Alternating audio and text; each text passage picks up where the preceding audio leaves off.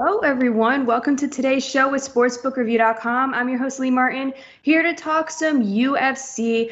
We had a week off from the UFC, but yes, we are back with, shockingly, once again, not that exciting card, but there are some great matchups, honestly, that I feel like will be exciting to watch. But this upcoming weekend, we will have UFC Vegas 37, Anthony Smith versus Ryan Spann on Saturday, September 18th at the UFC Apex.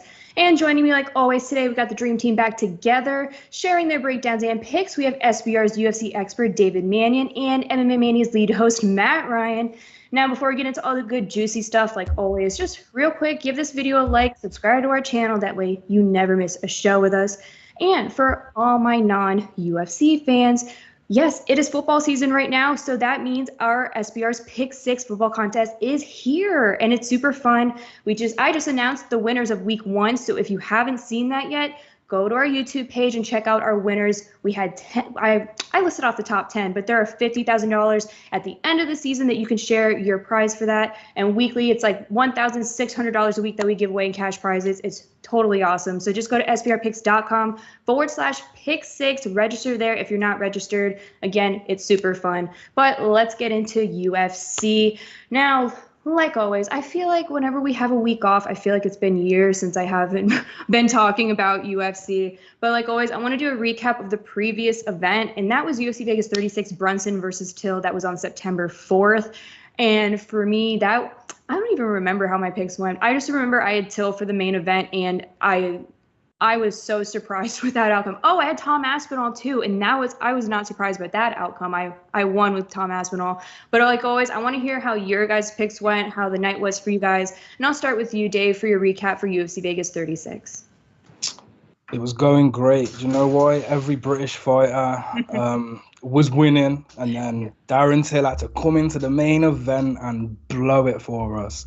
We could have had a clean sweep on the night for English and Welsh fighters, but he had to blow it. I think, the highlight of that show really just probably has to go to Derek Brunson. He absolutely beat the crap out of Darren Till. I've heard rumors that Darren Till went into that fight with a torn ACL, whatever, but to be fair, that's your choice. And I honestly, I don't feel sorry for fighters that do that. There's no toughness in business, and that's exactly what this is. If you want to get far in the UFC, you need to treat it and yourself as a business. And if Darren Till wants to enter a fight and enter the octagon with an injury, that's all on him. But Paddy Pimblett and Tom Aspinall, I wouldn't say I was so much impressed with Paddy Pimblett because, he nearly got finished, and then he did what a lot of Scouse fight. Yeah, he did what a lot of Scouse fighters do, and that's fight, and that's what they do, whether it's in the gym or on the streets. Yeah. But I just everyone's hyped on Paddy Pimblett, and you know what? He is a sellable personality, like I mentioned on the show before. I just right now, and when I look at his skill set, I just don't see him going that far in the featherweight division. I really don't. I think there's too many killers in that division that, given the opportunity that he gave his opponent the other week, they're gonna finish that. They're gonna put him out. That chin's only gonna last so long, and he boasts about liking to be hit. That's not a fighter that I'm gonna continue betting on. That's for sure. Whereas Tom Aspinall, he's a guy I can trust, and he's so humble in his approach. He's saying that he doesn't want to be thrown into the deep end. He wants to take it fight by fight. I even seen him in an interview say he wants to fight, as many as the top 20 as he can before, he takes that big step. And he doesn't expect himself to be in championship talks for another 2 to 3 years, which I think is great when you're at such a young age in that heavyweight division. But overall in picks, it was a pretty good night, obviously outside of that Darren Till car crash. Yeah, beautiful. I love to hear. I'm not surprised that Dave had a wonderful night when it came to his picks, but let's keep that going. But how about you, Matt? How did your night go for UFC Vegas 36?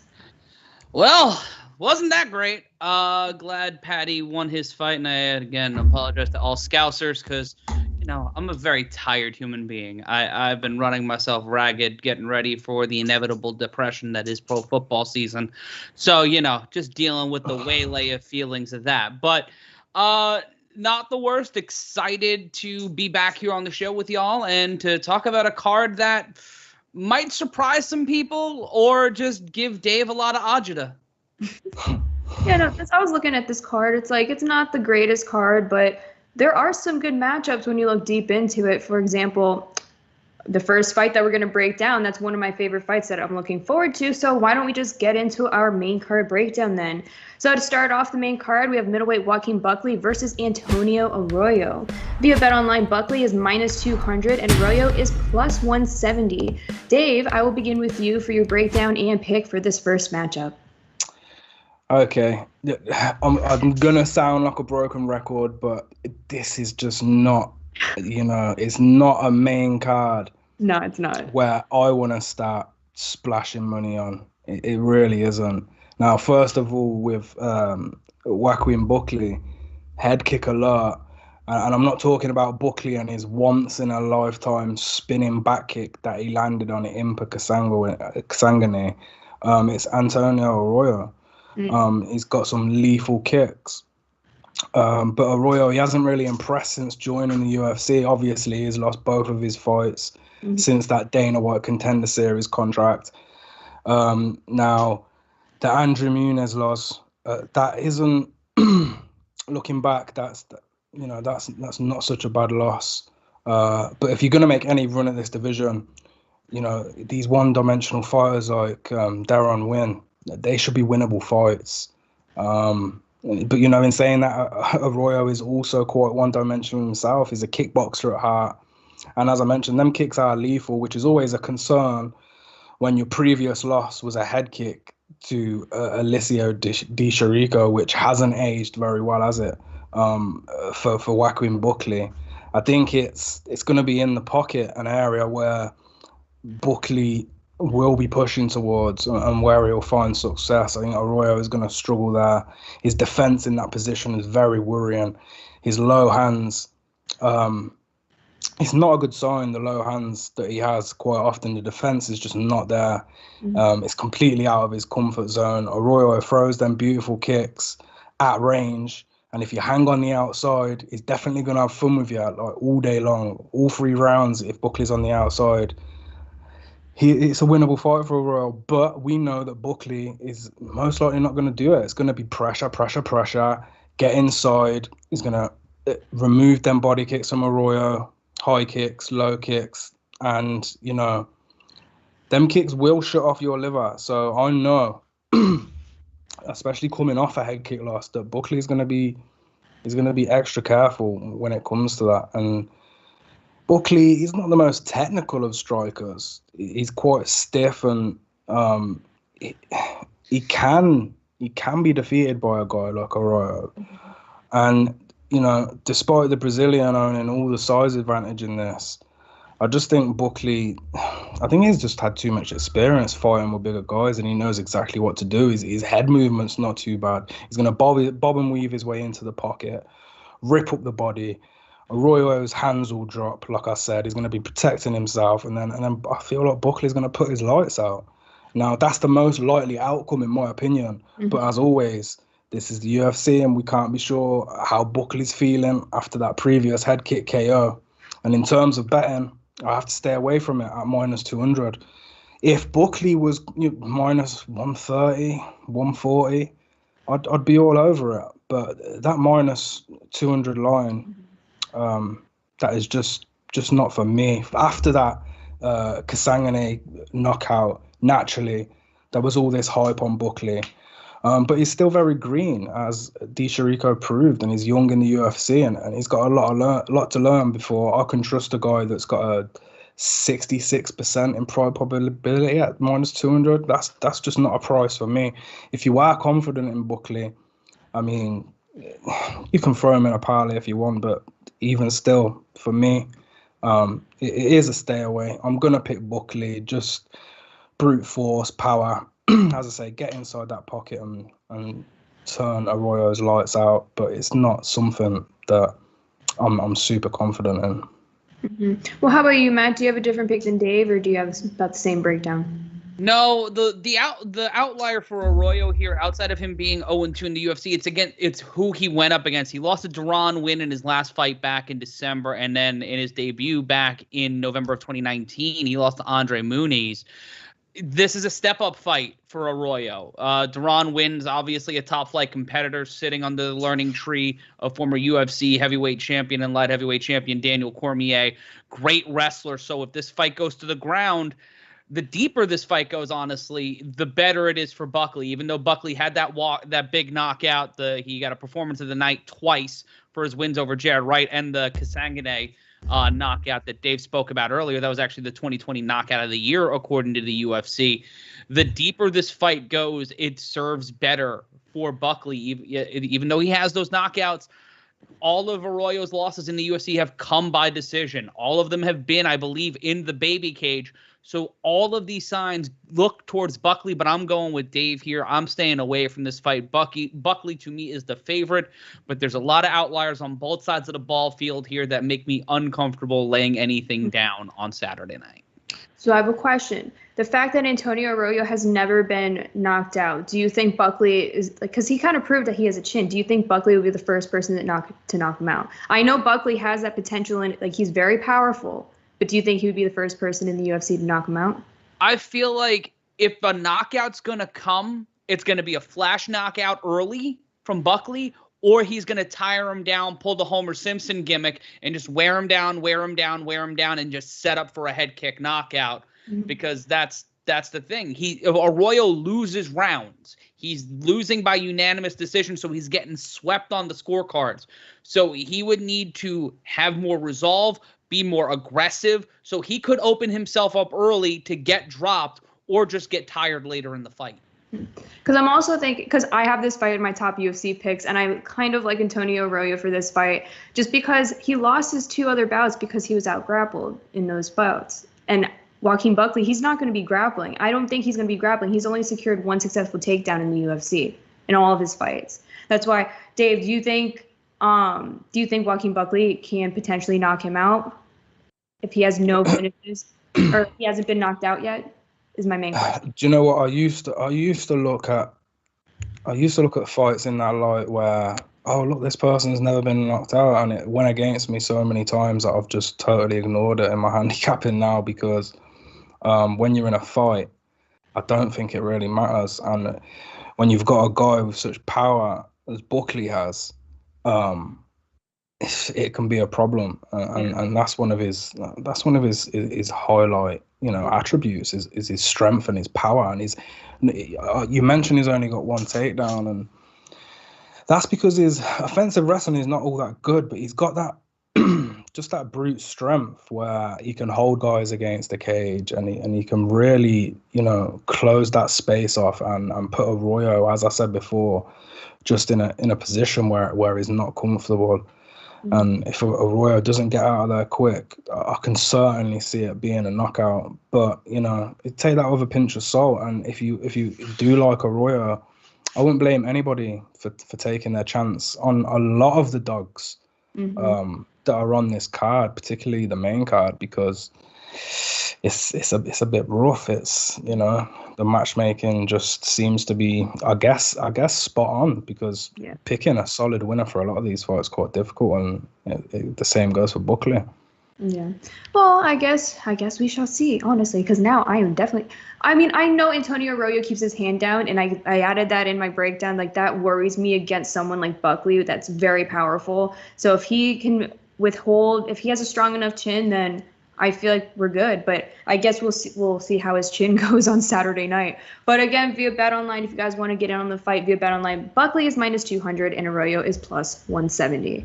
Let's move on to the next fight. We have lightweight Arman Tsarukyan via, did I say his name? Tsarukyan, yes, versus Christos Giagos via BetOnline. Where'd you name? Tsarukyan is -850 and Giagos is +600. Matt, my dear, I'll start with you this time for your breakdown and pick for this next fight. So when it comes to Tsarukyan, it's his fight to lose, in my opinion. He's got a 3-fight winning streak since losing to Islam Makhachev back in April of 2019. All 3 of his UFC wins have been by unanimous decision. Those are over Matt Favola, Davi Ramos, and Olivier Aubin-Mercier, and that's back in 2019. He had 12 straight wins prior to his loss to Islam Makhachev. He's knocked out 5, submitted 5, and 6 decision wins. And then you got Giagos. He's won his last 2 fights, but they were against Sean Serrano by Darce choke and a unanimous decision over Colton Minus. His last loss was back in August of 2019 against Drakkar Klose, and he's obviously not a bum. And then he's had prior, every time he's faced an elite level fighter at different points of his career, lost to Charles Oliveira in his UFC re-debut in 2018, lost to Josh Emmett by knockout, lost to Gilbert Burns. Anytime he faces someone at or above his level, he gets stopped, and he gets stopped emphatically. For me, this is Tsarukyan's fight to lose. He's faced some elite competition in Makhachev. I think he's going to go to 17-2. I think Giagos is going to get his 9th professional loss. All right. Well, how about you, Dave? Do you like those odds on Tsarukyan? They're minus 850 right now. That's really juice. So I would love to hear your breakdown and pick for this fight. Yeah. Oh, the joys. We've got a minus 300 line, which was perfect for my punching parlay. And now that's moved to, as you said, what did you say, minus 750. See, the last time I looked, it was 600. And I've seen some books where it's 800. Yeah, it's 850 at Bet Online.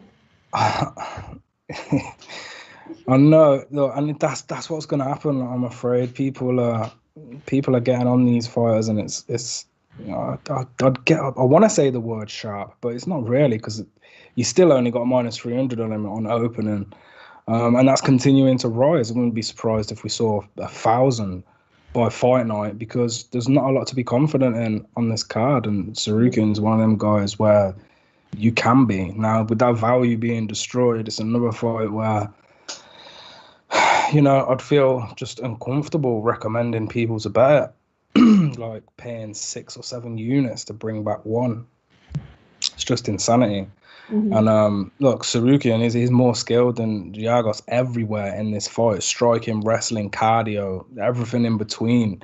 I mean, the only advantage with Giagos is probably his height. I mean, I wouldn't say it's not the worst fight to pay the juice on, whatsoever, because Giagos doesn't offer much threat in terms of a surprise finish.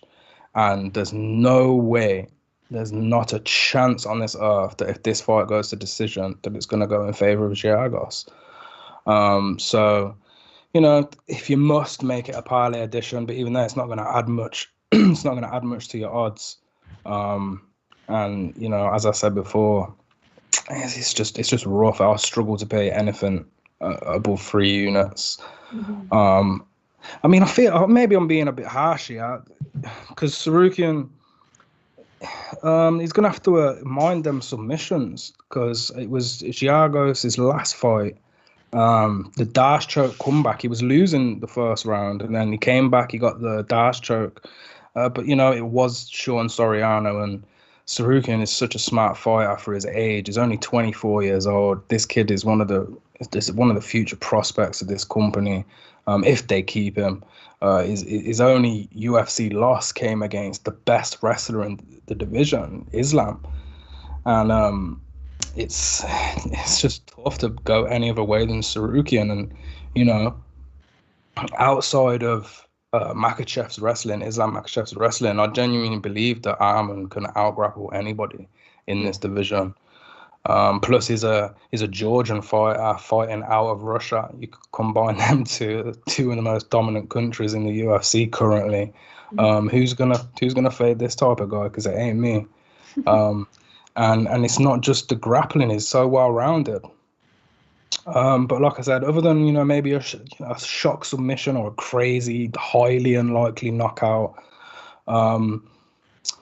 Giagos is going to get dominated when it comes to technicality, and a lot of people will rush to the decision prop because of the recent trend that Tsarukyan's been showing, winning a lot of decisions. But I would not be surprised if he lands a choke of some sort in here, because that wrestling is so top heavy, it's so good on the ground. And the funny thing is, since joining the UFC, he's been matched with very good grapplers. Makachev on his debut, and then Arbin Mercier, and then Davi Ramos, and then Matt Frivola. What do all them guys have in common? They're all good grapplers, wrestlers. This is going to be the first fight that he's had in the UFC where he's going to have a significant grappling advantage. And if the shots fail, he's going to chain them takedowns. He's not the type of guy to just flop off on one shot and forget about it. He's going to chain it together. He's going to get him to the ground. And I think he's even going to ground and pound or submit Giagos, in my opinion. That's how I see the fight going. So I'm not sure what the odds are. I wouldn't expect him to be that desirable. But, looking at Tsarukyan inside the distance probably wouldn't be a bad way to raise your value if you're really sick of these, highly juiced lines. Yeah, I was actually just looking at the props, so I'm glad you mentioned all of that. Tsarukyan to win inside the distance is plus 150, and you were right. Tsarukyan by points is minus 125, when Tsarukyan by submission is plus 370. Yeah. So see, that's perfect because, as I say, he's been fighting good grapplers, and now he's fighting a guy he's got submissions. He's a good jiu-jitsu practitioner, but when it comes to, just clean grappling and wrestling, he's going to be seriously out of his depth. So plus 150 for him inside the distance. So that's not even, you're not even being specific there with a submission or KO. You've got whatever you want. See, that's something that I'm interested in, and I'm surprised. I'm very surprised more people haven't hit that. But as I say, people, they look at trends and they're just going with what they see. Tsarukyan, he just wins by decision. He wins, and he could win by decision because that's a comfortable win for him. He could come out and sit on top and pound. But this kid is getting better and better each fight. 24 years old. Look how good he's been in his career thus far. Now, he's just going to get better and better, and he's got probably a drop down in competition to what he's faced in recent times. So, yeah, that plus 150. I'm glad you gave me that price because that might be a play for me this weekend. So remember, guys, do your shopping, check out the MMA props, but do your research before you just throw your money out there. But again, straight up, Tsarukyan is minus 850 and Giagos is plus 600. But let's move on to the next fight. We have bantamweight Nathan Meneses versus Tony Gravely. Via BetOnline, Gravely is minus 210 and Meneses is plus 180. Now, this fight was originally on the preliminary card, and now it moved its way back up. And this is going to be a good fight. So, Dave, I'll continue with you for your breakdown and pick for this matchup. Yeah, I was looking forward to see Jim Miller in the main card against Motta, but, we'll have to wait for that another time, I guess. And they took Motta off the main card. But 13-1 Nate Meneses on paper, this kid, he's the underdog, and he could certainly surprise. I just think he's going to find himself struggling to defend them takedowns Gravely. Or Gravely. But, I'm just still pondering on whether Gravely is going to be able to keep him there. We've witnessed some less than desirable top control from him. And on the feet, I have to favour Nate Meneses in this one. He's got some nice boxing fundamentals, pops off the jab, usually followed by like a 2-3. However, there are some flaws. You look at the Luke Sanders fight, it was like he was waiting for the counter strikes to come in. A bit hesitant with moving forward, and he's got this problem. He's got like a tendency to overreact, and he bites on the feints. This is where Gravely could find a TKO stoppage because he has got power. He's not the most proficient striker, but he's certainly got power in his hands. And then Meneses, he just dips his head a bit too much for me. So he's got some of them green holes in his game. And Meneses isn't a grappler per se, but he's decent in the clinch, and he's been strong on the ground in past fights. But when it comes to pure wrestling, Gravely is going to own a huge advantage here. But speaking of advantages, actually, 5'10" to 5'5", that assists the striking that I was talking about of Meneses. And in reverse, Gravely is such a good wrestler, he's going to have the lower center of gravity being 5'5", and that spells trouble for a guy like Meneses with such height on him. Gravely training at American Top Team, He's going to be completely aware that getting on the inside is really imperative to not only land a shot but land his takedowns too. Otherwise, Meneses' jab is going to dictate this fight the entire time, in my opinion. Luke Sanders, although he lost, he did show how to deal with Meneses on the feet, get in the pocket, rush him with strikes, and just overcrowd him. And then he nearly finished him, but Sanders, with his reckless hands down style, and he got cracked with a straight into the takedown, gave up his back, and it was 9-9. Now, Brett Johns locked up that rear naked choke on Gravely following a tough grappling battle between them two, and Gravely gave up his back so easily. There's a slight concern. I don't believe Meneses is even close to Brett Johns' grappling game, but it's still a worry when you look at this minus 200 price tag on Gravely. In a close split decision to Geraldo de Freitas, it doesn't really help my confidence either with these judges. Sorry, not with the fight, because sometimes they just hate wrestling with little activity, and Gravely unanimously won that fight, but it still swung to a split decision for some reason. If you go watch that De Freitas and Gravely fight, you'll be thinking, how on earth did they make this a split decision? Because Gravely just dominated from start to finish with wrestling. But still, even with that, we just can't ignore the elite wrestler here, because judges are incompetent. He's a 2-time state champion. He's got a huge background in Taekwondo. He owns like some, less common takedown attempts, like the headlock takedown, as well as his single legs, double legs. I do think he'll win this fight by unanimous decision based on the wrestling. But I do worry that he can't keep that position and wind up getting TKO'd, swept, or submitted. Because unlike De Freitas, I think Meneses is slightly better, and he's not just gonna lay around. I think he will attempt sweeps. He has got submissions, as we saw with that rear naked choke. So there are a few worries there for Gravely, and obviously the size discrepancy, that's another worry. Again, much like the first fight, the Buckley Arroyo minus 200. I'd like to see it on a guy who I can be a lot more confident in. With that said, I'm probably more confident in Gravely than I am Buckley. But it's just tough. It's just tough. I'm not sure if I even want to touch this one. Just based on the price, I'd much prefer something way closer to even money. Minus 130, minus 140, 50. But, and Meneses, look at that. The record's 13-1. He's not been chumping his way through. He hasn't fought absolute killers, but his confidence is going to be there. So I don't know. I'm going to pick Gravely very, very hesitantly, and I'm going to side with the elite wrestling coming out on top. All right, beautiful. Well, how about you, Matt? What is your breakdown and pick for this fight? I'm with Dave in this fight being a tough one to pick, because I like Meneses in this one. 3-fight winning streak, got a submission in his last fight, unanimous decision over Johnny Munoz in his UFC debut, won his fight before that by knockout. His only loss was a knockout. And then you look at Gravely, got a knockout in his last fight, but that split decision, man, against a guy like De Freitas, I'm not sure a split decision gives me a lot of confidence. He's been only knocked out once. Like there's a lot of weird stuff in this fight for me.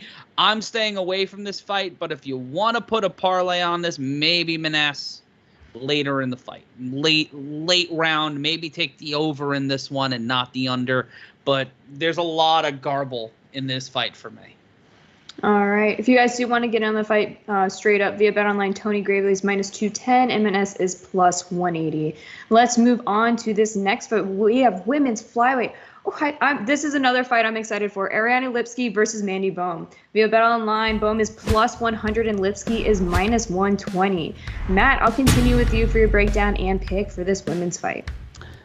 Ariane Lipski's last two opponents were Montana De La Rosa and Antonina Shevchenko.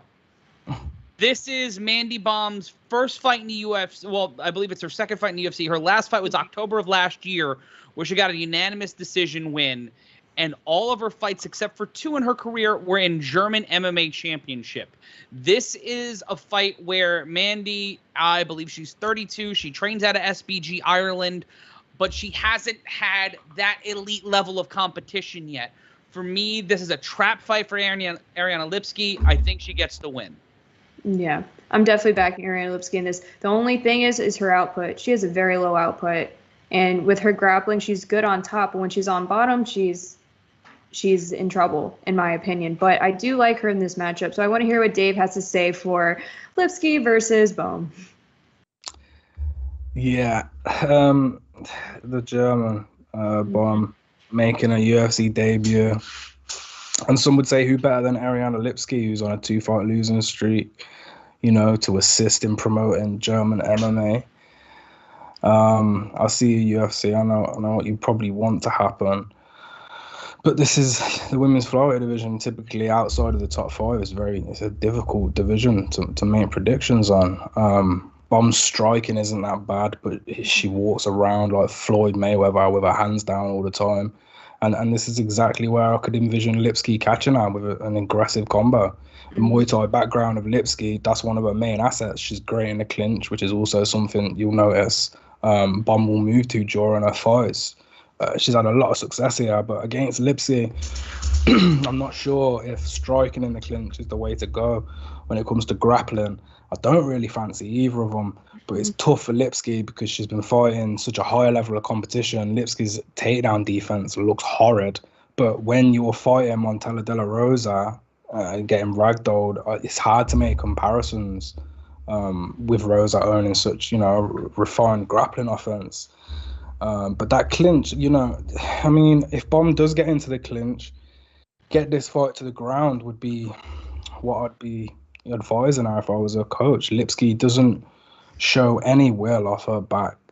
But it's tough because there's not much tape on Bohm, and when you see, she hasn't really taken that approach often.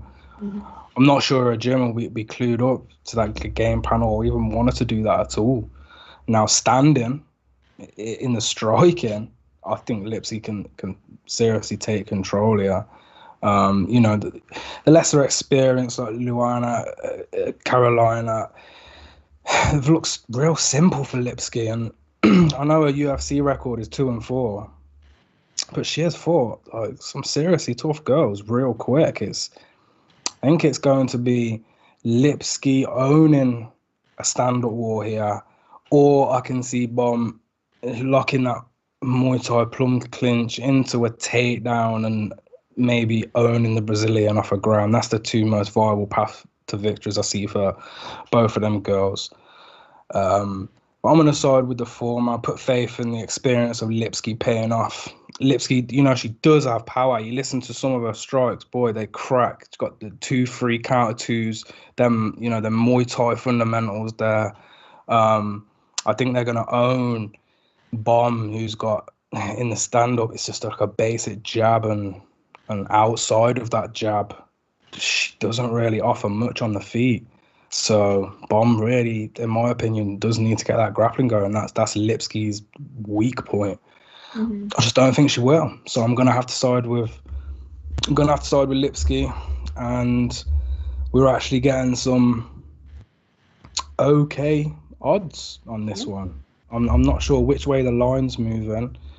Plus 100 Lipski opened as. She's now, you can get her between -110, -120 at some books. I think that's more than fair on the girl that's got more experience.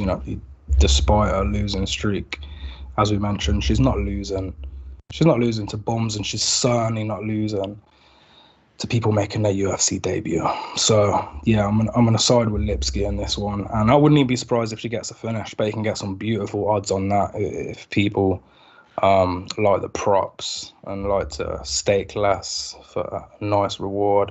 Probably get some really nice odds on Lipski winning, but ultimately I would pick Lipski by decision, just outstriking her across the 3 rounds. I was trying to pull up the MMA props for this fight, and they don't have them at BetOnline yet. So Keep your eye out if you use Bet Online, but they're probably out there for other books. But again, straight up, Lipski is -120 and Bohm is +100. So let's move on to the co-main. We have light heavyweight Ian Cutelaba versus Devin Clark. Via Bet Online, Cutelaba is -150 and Clark is +130. Dave, I'll continue with you for your breakdown and pick for this co-main. I mean, I hate, sometimes this job is not favorable for me. I just don't, fighters, I think it's the toughest job in the world, but boy, this co-main and main event are a bit rough, and I feel like the UFC have to scrape this together.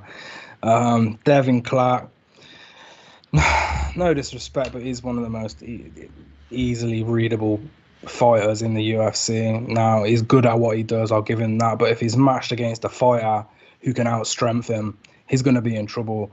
Clark will be looking for a takedown, clinch, body locks, cage control. He wins by decision via, smothering his opponents. I don't see Cutelaba falling victim to that game plan, really. That Anthony Smith fight, Clark versus Smith, he sprinted straight into Anthony Smith. Got took down and submitted. I have to laugh. Clark needs patience, but I don't think Cutelaba. He's not a patient fighter either. He's not going to allow patience to take place. The boxing of Cutelaba is vicious, and before those consecutive Anchor Life defeats, none of his losses were shameful. Well, including the Anchor Life, no shame. All legit opponents with high ceilings in this company. This is a drop down in competition for Cutelaba, in my opinion. To add, Clark doesn't own that fighting spirit that I like to see. He's happy to own control and wait around, doing little to finish the fight. If Clark wasn't already in the UFC and he was coming up on the Dana White Contender Series, he'd probably need 4 or 5 appearances on Dana White's Contender Series before Mr. White would be like, here's a contract, because he just doesn't seem like he wants to. I never get the feeling from Clark like he even wants to be in there or he wants to fight at all. He's a decision machine with a lack of aggression, and that concerns me against a violent Moldovan. Now, striking, that is all Cutelaba. We know that great footwork on the outside, moving forward sporadically with bombs out of nowhere. He's got a jab and an overhand. Is all that Clark is working with, and he doesn't seem happy striking at all. Anytime Clark's opponents have threw shots successively, he's looked, I hate to say it, almost scared. Like he doesn't want to be hit. Now, grappling, you'd favour Clark, but whether he can get it going is the question. His takedown attempts come from afar. They're easily readable. Outside of round 1, when those takedown attempts run thin, so does his gas tank. His gas tank wilts, and Cutelaba, is similar. When it comes to his grappling, his takedown attempts are from just way too far, easily readable. But Cutelaba and wrestling, grappling, that's probably going to be irrelevant for this fight, because he knows he just needs to strike with Clark to win. Now, to Clark's credit, I don't want to completely crap all over him. If he gets Cutelaba down, he's going to rinse the cardio and he's going to take control, and he can sit there for a long time. And he could sit there till Cutelaba's so tired, maybe lock up a submission. Because Cutelaba is pretty awful off his back. But likewise, Clark's cardio isn't that desirable. It's an intriguing matchup, I must say, because Clark, the decision machine, versus Cutelaba, who doesn't really like decisions throughout his professional career. Clark opened -115. That quickly changed, and I'm not surprised. In Clark's losses, he gets finished. When he wins, it's by decision. He's fighting an extremely aggressive guy in Cutelaba, but after 7 minutes, he's done. I want to say Clark's going to win this because Cutelaba is not going to be able to finish him in the first. But damn, he could just get wiped out in the first 5 minutes. Betting this fight before it starts, I don't think it's a good decision. I think if you wait for a live bet And I think if Cutelaba hasn't finished him within the 5 minutes, I think he will have put some hurt and some pain on him. Mm-hmm. And I could see them odds being nice on Clark. And I would take them because I do not see Cutelaba winning a decision against Clark. But even as I'm saying this, I'm hearing myself speaking. I'm just thinking, well, Clark's like, it's not like his cardio's bad too. He's not good for 15 minutes. Neither of these fighters is good for 15 minutes. It's a tough one. It's a stay away. But oh God. Cutelaba. I'm just going to go with Cutelaba. UFC's been wild recently. You know, especially some of these Vegas cards. The knockouts are just been wild. And I can see Cutelaba smashing his head into the first row. Yeah, I'm going to just go with Cutelaba. Right. And you may as well take him inside the distance because I can't envision him winning by decision. But betting wise, as I say, I think a live bet is could be a great actual live betting opportunity this fight. So that would be my advice when it comes to betting. Okay. Well, I'm just looking at the props for Cutelaba inside the distance. He's plus 105. So there's value there. I think he's going to win the distance. Yeah. But also, just to veer off real quick away from this card, I just got a notification saying Joseph Benavidez announces his retirement after 15 years. So Joseph Benavidez retired. So there's that. But wow.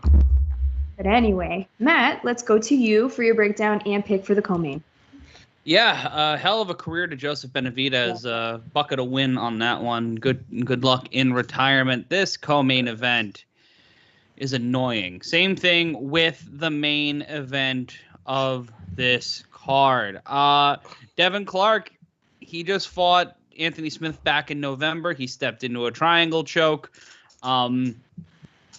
This is a hard one. This is the stay away fight for me, but if you're looking for a parlay piece, I'd probably go with Cutelaba because outside of this, Clark has faced some tough competitors, but this fight, I really don't know. I really don't know because I'm going back and forth on this fight because I'm looking at who Clark fought in his last 3 fights. Anthony Smith, Daquan Townsend, Alonzo Menefield. Those are some talented people. But then you go back to Cutelaba and he got a split decision draw against Dustin Jacoby. And before that, he got dropped by Ankalaev in 2 straight fights. This makes it so hard for when you're not as deep in the tape as Dave. And you're looking at things from a macro perspective, and you're seeing that you're trying to find the consistencies and the patterns of these fighters, and there just really isn't any. And you're just looking at this, and it's a coin flip. I'm going to go with Cutelaba because I think he's due for a win, and I think he's going to be able to okey-doke Clark, but I wouldn't put anything on this fight. You know, I'm being honest. I'm not betting this fight. I'm really enjoying it, and I probably won't bet on the main event either. I'm just going to enjoy that. But if you guys want to bet on this on the co-main, via BetOnline, Cutelaba is minus 150 and Clark is plus 130. But let's move on to the main event. We have light heavyweight Anthony Smith versus Ryan Spann. Via BetOnline, Smith is minus 170 and Spann is plus 145. Matt, I'll continue with you for your breakdown and pick for this main event. Ach, tun Liebe. For Ryan Spann, this is his fight to lose. Anthony Smith, when he's focused, when he's on, there's not a lot of more dangerous people at 205 pounds, but he's 3-3 in his last 6. He's got a 2-fight winning streak. He TKO'd Jimmy Cruten, got that submission over Devin Clark that we spoke about before. But then before that, you know, unanimous decisions to Rakic and that TKO by Glover Teixeira. I don't know what Anthony Smith we're getting on Saturday night. I don't know if we're getting the smart, in-depth, focused Anthony Smith. And I'm sorry to our camera guy. I'm moving around because I'm very frenetic. And I am full of caffeine today. And I did not get much sleep. But Ryan Spann won 8 straight prior to being knocked out by Johnny Walker. Not Jimmy Walker, even though there was dynamite in Johnny Walker's legs and hands in that fight. But he got the knockout over Shirkinov back in March. For me, this is Ryan Spann's fight to lose. I would go with him. And also, you know what? I think this is my lock of the week. Oh, okay. A little bit early, but now we know. Honestly, I was 50-50 with this fight. Like, I really am 50-50, and that's why I'm just like, you know what? I'm not going to bet this one. And you mentioned the inconsistency of Anthony Smith, and that's something that worries me. But I love Anthony Smith as a fighter. That's why I'm just going to merely enjoy this fight. But Dave, I'd love to hear your breakdown and pick for this main event. I wouldn't. The sketchiness of this card continues right into the main event. But straight off the bat, I think Anthony Smith is a superior martial artist of the two, and on paper is the better fighter. From fight tape, is the better fighter. In experience, is the better fighter. All the advantages are laying with him. Now, with that said, Ryan Spann has got that brutal knockout power, and Smith's chin has been punched since 2007. Both men are extremely unpredictable, which makes for a horrible betting pick. Betting on this fight, you may as well get a coin, write A and R on either side of it, flip it, and there's your answer. It's so tough, man. I feel your pain. They're just so unpredictable, and I can appreciate the odds you're favoring Anthony Smith because of his experience. I hate for the continuous negativity. I apologize, but if I've ever said put your money away, I mean it. More for these set of main card fights than any other in history that we have broken down. Smith is one of the worst point fighters in this division.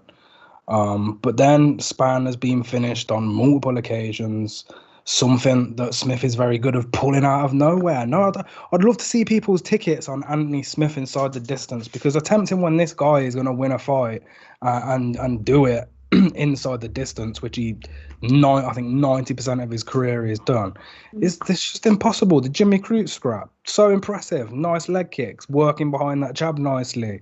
But if he's going to play 2 minute games on the feet, Spann has got the damn. He's got that damn KO power. But then, I watched Ryan Spann versus Sam Alvey. Absolutely shocking. Like, split decision. So, do you know what? It's just come to me. I have a play for this fight. I hope the odds are good. I haven't checked them. Take the under 2.5 rounds. I will be surprised if this fight goes under 2.5 rounds. If the odds are good on the under 2.5, take the under 3.5 for a little safety blanket. I can see this fight standing. Smith's leg kicks are either going to prevail, which will lead to an eventual finish, or Spann connects and puts his lights out. And don't forget, the only submission that Spann has ever learned whilst collecting his blue belt is a guillotine choke, because he's got about 500 of them. Mm-hmm. So, there's another potential finish. I'm going to pick the guy with more weapons in this fight. I'm going to pick Smith. But as I say, under 2.5, under 3.5. Definitely under 4.5 if you're looking for a nice parlay edition. I'm not sure what the odds are, but I'm surprised if the bookies expect this one to go the distance, because I really don't. Two unpredictable guys. Yeah. Most likely going to lead to a finish. Yeah. I'm looking at the under 2.5 at Bet Online. It's -120 right now. Wow. That is perfect. Yeah. So so that means the under 3 and the under 4s, they're not going to be too bad. You're going to get some juice on the under 4.5, which is ideal for a two-piece parlay to give you some even money. Mm-hmm. On another, highly juiced fight you like, whether it be Gravely or any of them -200s, you pair two of them together to get some even money, and you got yourself a perfect parlay right there. Yeah. I'm just going to read off the MMA props while I have it up, because fighter to win inside the distance, Anthony Smith is +125 right now, while Spann is +205. And I've seen a lot of people, like on Twitter, a lot of people are backing Smith by KO. So Smith by KO or TKO is +275 right now. So if you really think he's going to finish that, the +275 is out there for you guys. And I'll just read Spann by TKO also is +300. So There's a lot of value in MMA props if you guys really do your studying and your homework. So it's all out there for you guys. But straight up, via BetOnline, Smith is -170 and Spann is +145. Now let's move on. That was our entire main card. Let's make our way down to our top prelim pick. And looking at this prelim card, it's the same old.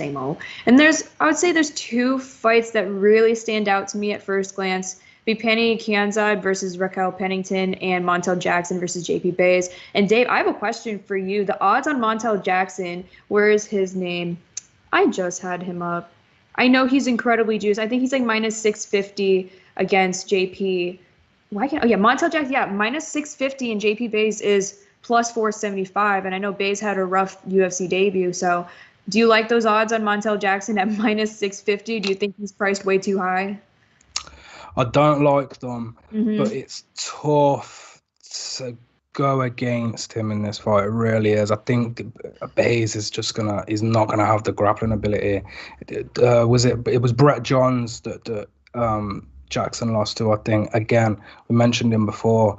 He's got really good grappling, man. He was able to contend with Montel. I think Montel's better everywhere. Yeah. Let me just look at them odds. Bear with me. Yeah, so this is what I thought. The bookies open them odds at -600. Now that is extremely rare. Usually when you see a -600 price, that's the public's fault. That's the public coming in, putting too much money on a fighter, and yeah, they've been juiced. But this is the bookies have chose this price. The bookies are giving Montel Jackson an 85% implied probability, and trust me, they're worried. And usually when they're worried for good reason. So I do see Montel Jackson dominating this fight. But that said, it's the UFC, and these are two. Is this I think Buys may be dropping down a weight or coming up a weight for this fight. Is this a catch weight bout? It's bantamweight right now. It's bantamweight, and Buys is a flyweight. So okay, yeah, he's coming up, and I'm not sure about the size discrepancy here, and his experience is only 25 years old. And it was his UFC debut. He got knocked out, didn't he, in the second round? So, I that's like Montel tough. Jackson inside the distance, if I'm being honest. Wow, yeah. The odds are 175 for him inside. Yeah, when the book is that confident, I think, Jackson's got a lot more experience. He's fought much tougher guys. When he's losing to extremely good wrestlers and grapplers like Johns and Ricky Simone. Looking at his record here, the Dash choke over Brian Kelleher, a unanimous decision over Felipe Colares. It's all pointing to Montel Jackson. I think the bookmakers know that. I also think, was he even originally scheduled to fight him? I don't think he was. I don't think so. I'm not sure. But then again, I won't be surprised because UFC, they come with their weird matchmaking. But I'm pretty sure it was somebody else scheduled. Yeah. Anyway, that's irrelevant. Yeah, I think Montel Jackson would be a comfortable player if you enjoy -600 odds, which not many people. My top prelim pick would probably be Montel Jackson inside the distance. I do like that -175. But do you have a top prelim pick that we should look out for, Dave? Well, it's a fight. It's Impa Kasanganay versus Colston Harris. I've been high on both of these guys. I love both of them. I mean, Colston Harris, I won a nice bit on his UFC debut against Aguilera. Locked up that anaconda choke. He's really dangerous with the jiu-jitsu. But in light of that, I do think Impa's going to win this fight. I'm really impressed with this kid. This is a main. He's a main card. This is a main card worthy fight, in my opinion. But I guess it's going to be a bit awkward for the UFC to be running Buckley highlight reels of him spin kicking Impa, and that's a shame because Impa's most known for getting spin kicked by Buckley. But what people don't see beyond that highlight reel is that Kasangane, he was winning that fight. He was winning that fight. And then somehow, he caught a kick from Buckley, and Buckley defied gravity. Once in a lifetime knockout. He's not going to do that sort of thing again. That's something I would put money on. You're never going to see Buckley doing a one-legged spin kick to knock out Impa again. And I don't really think we'll probably see Impa get knocked out again. Like, he's coming out of Sanford MMA. I really do like this kid. He hasn't shown any huge flaws to me since coming from the Contender Series, and it took him 2 Contender Series fights to get here. I know that, it's the decisions that Dana White don't like, but it made his debut against Maki Pitolo, smoked him, and it was obviously the Buckley crazy jumping, spinning back kick. But then last time out, Sasha Palatnikov, it was so impressive, although it was quite funny when Palatnikov was throwing kicks. And Impad looked horrified. Like he was definitely avoiding them kicks. He did not want to see nobody's foot in his face again. But as I say, it's just a shame that he's often mentioned because of that highlight reel. It's really sad. But I see him going far. I really do see him far. He's 2-1 in the UFC and now 9-1 record overall. He's only been fighting for 4 years. Mm-hmm. The ceiling for him is so high, and the fact that he's at Sanford MMA, he is around some of the best. And I know the gym doesn't make the fight out, but he's a damn good fighter. Yeah, he is really good. And it's going to be a tough fight against Harris. It will be the toughest grappler that he's met in his career. But on the feet, that's it. It's all his. It's all his. Harris is going to be looking for the clinch, body lock, some form of takedown offense. And if that doesn't succeed, he is going to really struggle against Impa's striking. And I just don't. Impa's pretty good all around. He's not excellent in the grappling department, but he's a well-rounded fighter, and I'd rather rely on the well-rounded fighter than the guy who is just showing me one-dimensional skills.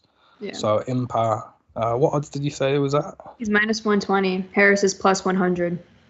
Yeah, see, that's perfect. Mm-hmm. That's perfect. Last time I looked, I think he was -117. So people are not even really betting him. Yeah. His price has moved 3 points since I last looked. In fact, I think the action's coming in on Harris. What I'm looking at here. Yeah. Have a look. Yeah, I mean, and I don't blame people that side either, because I've been speaking of Impa, but Harris is. These odds are correct. But these are the odds I like, because these are the fights that I like to break down, and get a good price on. A good price on. It's a fair price, this one, and I like Impa to take the win for -120. Yeah. Well, how about you, Matt? Is there a top prelim pick that you're keeping an eye out on?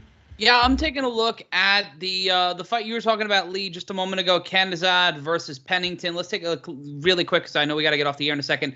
Yeah. Canizad facing off Alexa Davis, Sajara Eubanks, Betchkoya, and Jessica Rose Clark. In her last 4 fights, she went the distance. If you're looking at a prelim fight, I would go with Canizad, and I would go with the over here.